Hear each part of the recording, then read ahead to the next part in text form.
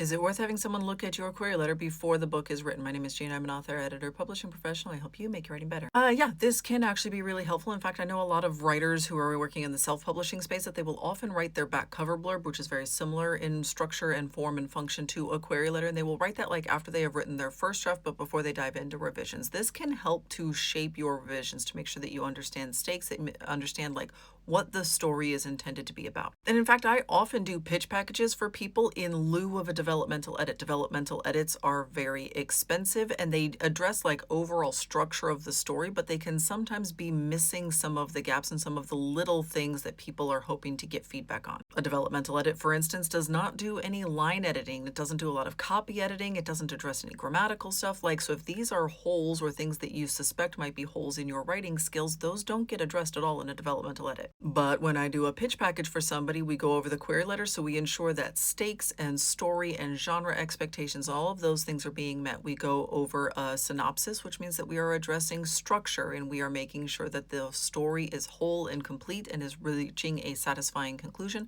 And then we do a deep dive line level edit on the opening pages. Occasionally, someone's line level writing will be so strong that we will more like workshop, are we starting in the right place?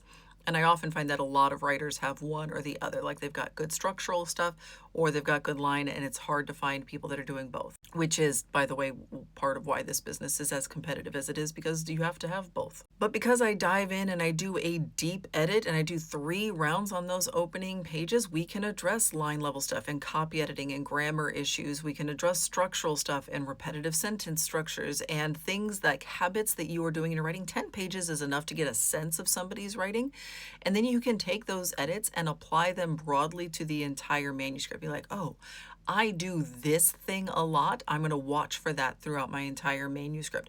Oh, I was punctuating dialogue incorrectly. I can fix that through my entire manuscript. This can be a lot cheaper and a lot faster and a little bit easier on the ego because you're just getting feedback on like this little piece of the novel rather than like the entire novel being addressed.